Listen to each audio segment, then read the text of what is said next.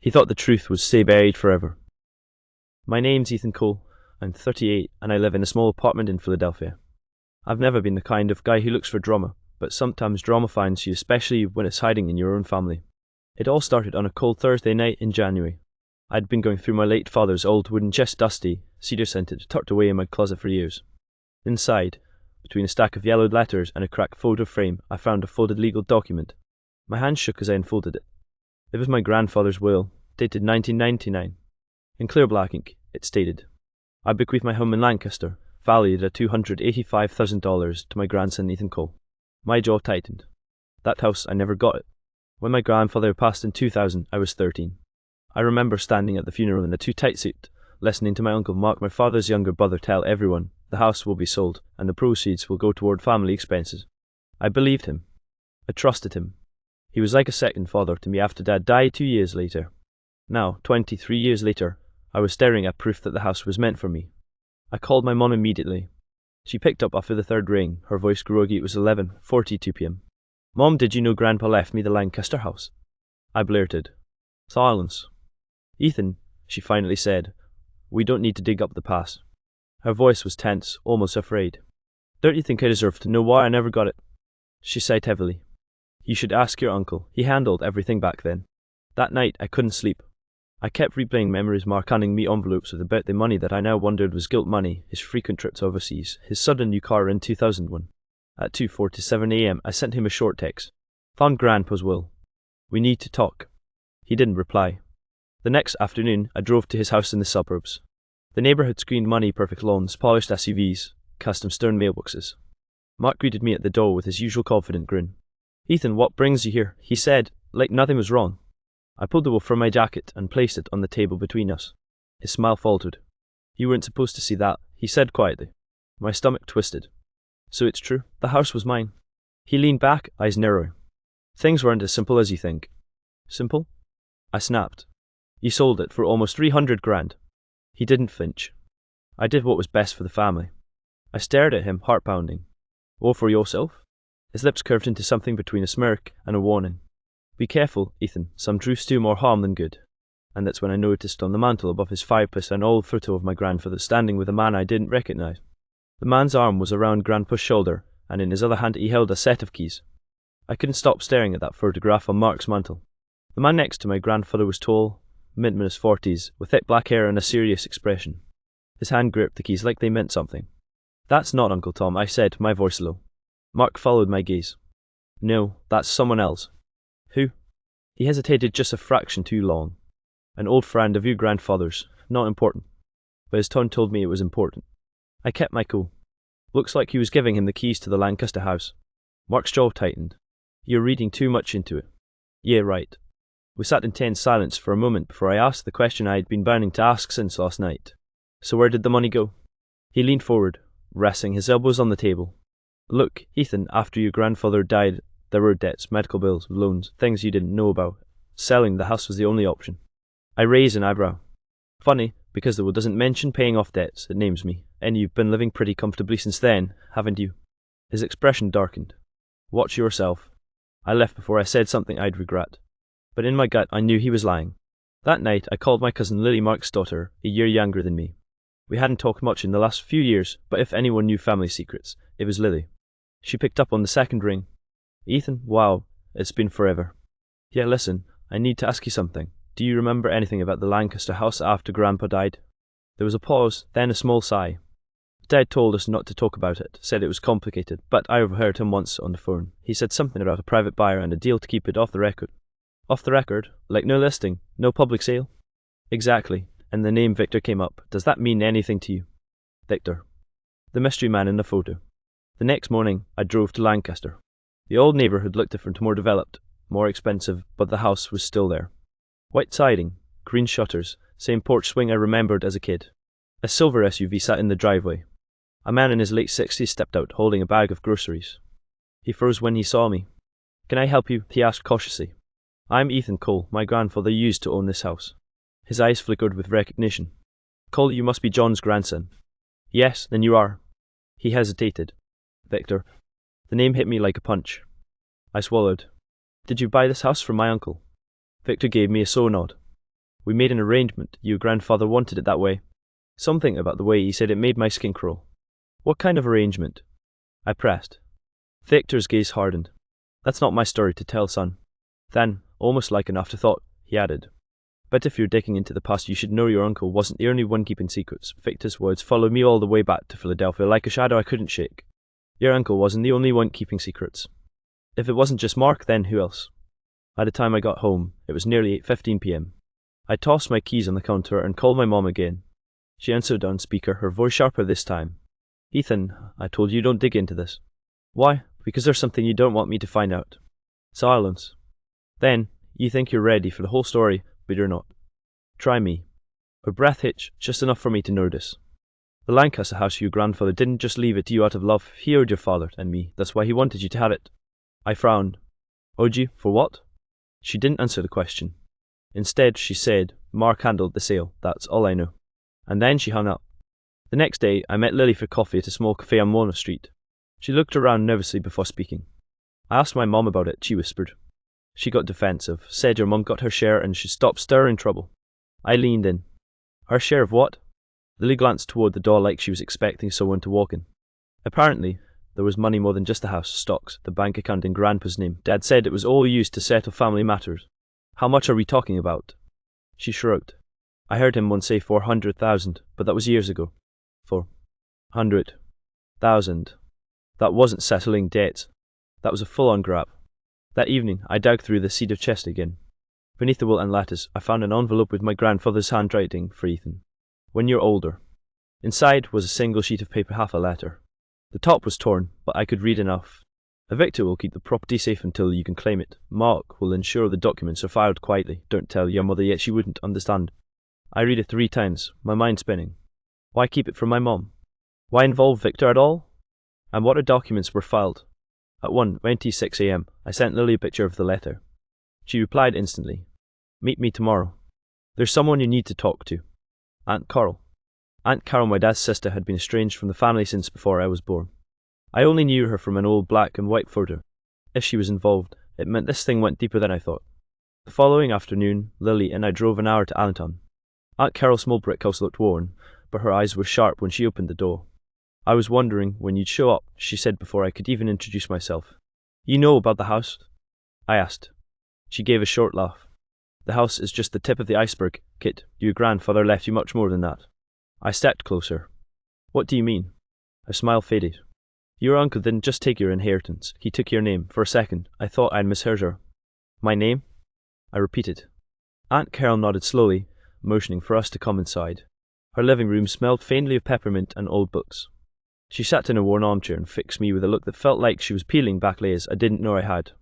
Your grandfather had assets, property, accounts, even a small business share, but the most important thing he left you wasn't physical, it was legal. He had arranged for you to be the sole heir under your birth name, which, by the way, isn't Ethan Cole. My stomach tightened. What are you talking about? That is my name. She shook her head. It was changed when you were 12, right after your father died. Mark and your mother filed the papers together. I blinked, struggling to process. Why would they do that? Carol leaned forward. Because under your original name, Ethan Ward, you were legally entitled to everything your grandfather had left for you. Changing it broke the legal link in the inheritance chain. On paper, you weren't his heir anymore. That allowed Mark to step in as the next eligible relative. Lily's mouth dropped open. So they erased his claim. Exactly, Carol said. And they made sure you were too young to understand what was happening. My pulse hammered in my ears. If this is true, why didn't you say something back then? I tried, she said, her voice low. But your mother wouldn't take my calls. Mark told everyone I was a bitter sister trying to stir up trouble, and I didn't have the money to fight them in court. I slumped back in my chair, the air suddenly heavy. My own mother part of the scheme. Carol stood and walked to a small cabinet. She pulled out a yellowing folder and handed it to me. Inside were photocopies of my original birth certificate, the name change petition signed by both Mark and my mom, and a bank statement. It showed a deposit of $285,000 into an account under Mark Cole's name dated 3 weeks after my grandfather's funeral. And right below it, a second deposit, $415,000, just 4 days later. I felt sick. That's over $700,000. Carol nodded grimly. And no cent went to you. Lily's hands trembled as she closed the folder. Ethan, you have to confront them. I swallowed hard. Oh, I will. But before I could plan my next move, Carol added one last piece, one that made my chest tighten. There's something else, she said quietly. Victor wasn't just your grandfather's friend, he was his business partner, and he knows exactly how the money was moved offshore. I stared at her. Offshore. That explained why no trace had shown up in public records. And if Victor was involved, he was the key to getting it all back. But as I left Carol's house, my phone buzzed with a text from an unknown number. Stop asking questions, or you'll regret it. I stared at the message on my phone until the letters blurred. My first thought was Mark he'd figured out I'd been to Carol's. But the number wasn't his. No name, no profile photo. Just the warning. Lily leaned over in the car. Who is it? Someone who wants me to stop, which means I'm getting close. She bit her lip. Ethan, you're poking a hornet's nest. If they move that money offshore, you're dealing with more than just family drama. That night, I couldn't sit still. At 6 p.m, I grabbed the folder Carol had given me, stuffed it into my backpack, and drove straight to Mark's house. His lights were still on. When he opened the door, I didn't wait for pleasantries. I slammed the folder onto his kitchen island. Explain this. He flipped through the documents, his face unreadable. Where did you get these? Aunt Carol. His expression darkened. That woman has been poisoning people's minds for years. I stepped closer. Cut the crap, Mark. You and Mom changed my name to steal Grandpa's estate. $700,000. Offshore accounts, then Victor helped you do it. For a moment, his mask slipped. You think you know everything? Ethan, you have no idea what your father did before he died. We were fixing his mess. I slammed my hand on the counter. By robbing me? He looked at me with something almost like pity. If you open this can of worms, you'll ruin your mother's life too. Is that what you want? Before I could answer, my phone buzzed. Another unknown number. This time, it was a picture of me taken from across the street tonight. I froze. Mark, is this you? He glanced at the phone, then shook his head slowly. Ethan, you're being watched, and if you're smart, you will walk away before they make you disappear. The next morning, I met Lily at a diner downtown. I showed her the picture. This is bad, she said. Victor has connections. My dad used to say he knew people who could make problems vanish. I sipped my coffee, my mind racing. Then he's the one I need to talk to next. If he's involved, he's got records, emails, bank transfers, something. You think he'll just hand that over? I smirked. No, but I know where he keeps his office. That afternoon, I drove to Victor's auto repair shop on the edge of Lancaster. The front office was locked, but through the blinds, I saw filing cabinets against the far wall. I was about to knock when a familiar voice spoke behind me. Looking for something, Ethan. I turned. Victor stood there, holding a coffee, eyes cold as steel. You've been asking a lot of questions, he said. That's dangerous. I crossed my arms. So is stealing a kid's inheritance. He smirked. Your uncle warned you. Now it's mutt end. Walk away, or the next secret you find out will be about your father. And trust me, you won't like it. Victor's words hung in the air like the smell of gasoline in his shop, heavy, sharp, impossible to ignore. What do you mean about my father? I asked, my voice tight. Victor took a slow sip of his coffee. John Ward wasn't the man you think he was. Your uncle and your mother, they didn't just take your inheritance for themselves. They were covering up what he left behind. I stepped closer. Say it. He studied me for a long moment. Your father was in debt, serious debt, to the wrong kind of people. He used your grandfather's assets as collateral. When he died, the debt didn't disappear, it landed on your uncle's doorstep. If Mark hadn't moved that money, you and your mother would have been buried under it. I shook my head. That still doesn't explain the name change, or hiding the will. Victor's lips curved into a thin smile. It explains everything if you know the full story. Your father signed over part of his inheritance to me before you were even born, as insurance. Mark took care of the rest. Insurance. Offshore accounts. Name changes. My father's course suddenly felt a lot more complicated. That night, I drove to my mum's place in South Philly. She answered the door in a bathrobe, her hair tied up, looking both tired and weary. Ethan, it's late. I stepped inside without asking. Did you know Dad was in debt to Victor? Her eyes darted away. Who told you that? Answer the question. She sighed, sitting down at the kitchen table. Yes, I knew. Your father got involved in a bad investment. He trusted the wrong people. When he died, Mark stepped in to settle things. I slammed the folder Carol had given me onto the table. Settle things or steal everything? Her eyes flickered at the papers. It wasn't like that. We did what we had to do to survive. Do you think we could have kept the house? Paid off the debt? Put food on the table? You were 13. Ethan, you didn't know how bad it was. I clenched my fist. You could have told me the truth. You would have hated your father. At 11:58 p.m, I sat in my car outside her building, my head pounding. If Victor was telling the truth, my father's mess had started all of this.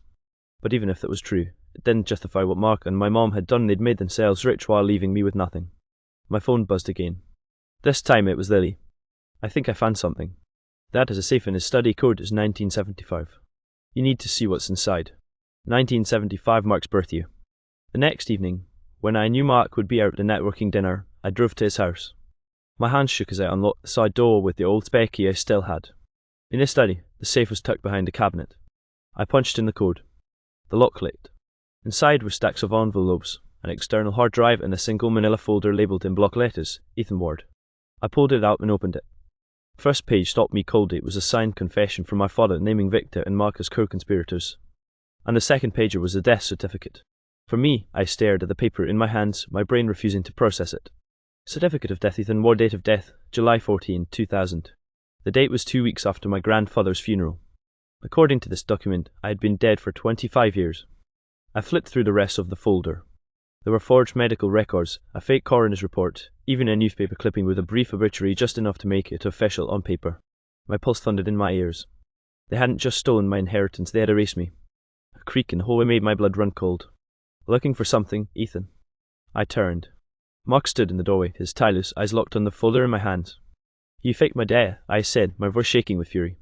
He stepped inside, closing the door behind him. It was the only way to protect you. Your father's debts could have gotten you killed. Declaring you dead cut all ties, and conveniently made you the sole heir. His jaw tightened. Don't twist this. You were a kid. You had no idea how dangerous it was. I stepped toward him, folder still clutched tight. Dangerous for me or for your bank account? Before he could answer, my phone vibrated. It was Lily. I put her on speaker. Ethan, get out of there. I copied Dad's emails. Victor's been moving money out of the Cayman account this week. They know you're onto them. Mark's face darkened. You don't want to do this. Oh, I do, I said, pulling the external hard drive from the safe and shoving it in my bag. I pushed past him, but his hand clamped on my shoulder.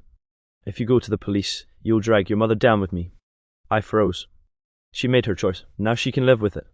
By 9:42 a.m. the next morning, I was sitting in a conference room at the Lancaster County DA's office.